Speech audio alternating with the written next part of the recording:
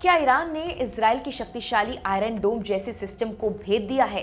ये सवाल चर्चा में बना हुआ है क्योंकि ईरान ने यह दावा किया है कि उसने पहली बार इजराइल पर सजील मिसाइलें दागी और इजराइल को इससे काफी नुकसान उठाना पड़ा।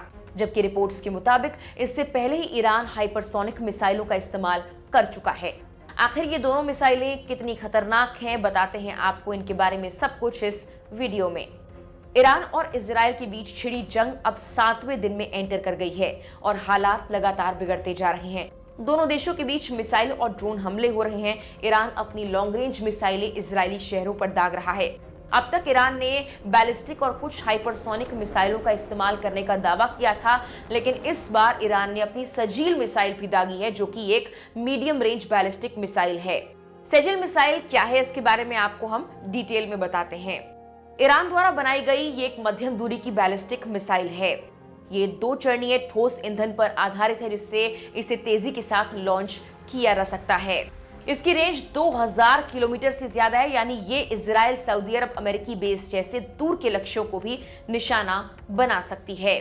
ये मिसाइल रणनीतिक हथियार के रूप में अक्सर इस्तेमाल होती है और ईरान ने कहा है कि ये पहली बार उसने इजराइल पर इस्तेमाल की है। इस मिसाइल की लंबाई 18 मीटर है और ये लगभग 700 किलोग्राम का पेलोड भी ले जा सकती है। ये मिसाइल अत्यधिक गतिशील है और इसे दुश्मन की पहचान करने वाली प्रणालियों जैसे कि आयरन डोम से बचने के लिए डिजाइन किया गया है, जिससे इजराइल के आयरन डोम और एरो सिस्टम जैसे वायु रक्षा कवच को भेदने की भी संभावना इसके लिए काफी ज्यादा बढ़ जाती है। सेजिल की तैनाती इजराइल ईरान संघर्ष में एक महत्वपूर्ण मोड़ साबित हो सकती है। मिसाइल की लंबी रेंज ईरान को लेबनान में हिजबुल्लाह या सीरिया या इराक में मिलिशिया जैसे प्रॉक्सी से लॉन्च किए बिना इजराइल पर हमला करने की अनुमति देती है। इसके ठोस ईंधन इंजन का मतलब लॉन्च से पहले कम तैयारी का वक्त भी है, जिससे इजराइल की रक्षा प्रणालियों को कम चेतावनी और प्रतिक्रिया समय मिलता है, यानी कि समय रहते आयरन डोम रिएक्ट नहीं कर पाता। बताया जा रहा है कि ये मिसाइलें कब्जे वाले क्षेत्रों यानी इजराइल के उन हिस्सों पर दागी गई जिन पर ईरान ये दावा करता है कि वो फिलिस्तीन के हैं। इस हमले की जानकारी ईरान की इस्लामिक रेवोल्यूशनरी गार्ड कॉर्प्स यानी IRGC की 11वीं आधिकारिक घोषणा में दी गई है।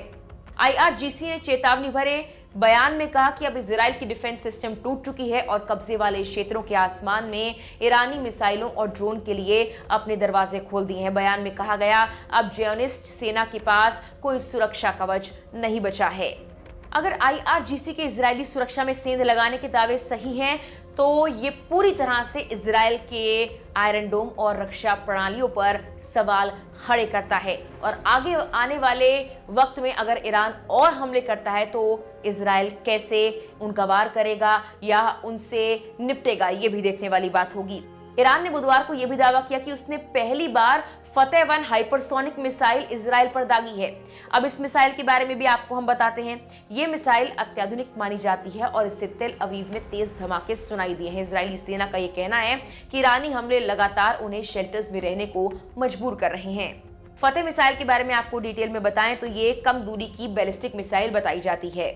इसमें कई वेरिएंट्स हैं, जैसे फतेह 110, फतेह 313, फतेह मोबिन और ज़ुल्फ़ागर।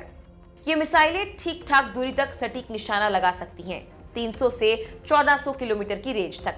ये युद्ध क्षेत्र में तुरंत हमला करने के लिए इस्तेमाल की जाती हैं, जैसे किसी दुश्मन के बेस, रडार, गोदाम या एयरबेस पर हमला करने के लिए।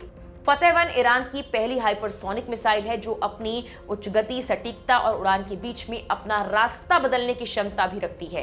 रिपोर्ट्स के मुताबिक इसे इजराइल के आयरन डोम और एरो जैसे मिसाइल रक्षा प्रणालियों यानी डिफेंस सिस्टम को भी मात देने के लिए डिजाइन किया गया है। हाइपरसोनिक शब्द का अर्थ आमतौर पर ऐसे हथियारों से होता है जो पृथ्वी के वायुमंडल में बहुत तेज स्पीड से यात्रा कर सकते हैं, जिसमें हाइपरसोनिक ग्लाइड वाहन और हाइपरसोनिक क्रूज मिसाइल भी शामिल हैं। इन्हें रोकना मुश्किल है क्योंकि वो बहुत तेज स्पीड से चलते हैं और तेजी के साथ अपना डायरेक्शन भी बदल सकते हैं। ईरान ने इस युद्ध में अब तक करीब 400 मिसाइलें और सैकड़ों ड्रोन इजराइल पर दागे हैं। इनमें फतेह-1, शहाब-3, गदर और कई ऐसी ही लॉन्ग रेंज मिसाइलें शामिल हैं। इन हमलों में इजराइल में अब तक 24 लोगों की मौत की पुष्टि हो चुकी है, 1300 से ज्यादा लोग घायल हुए हैं। कई मिसाइलें इजराइल के रिहायशी इलाकों में गिरी, जिससे भारी नुकसान भी हुआ है। फिलहाल के लिए इस वीडियो में इतना ही।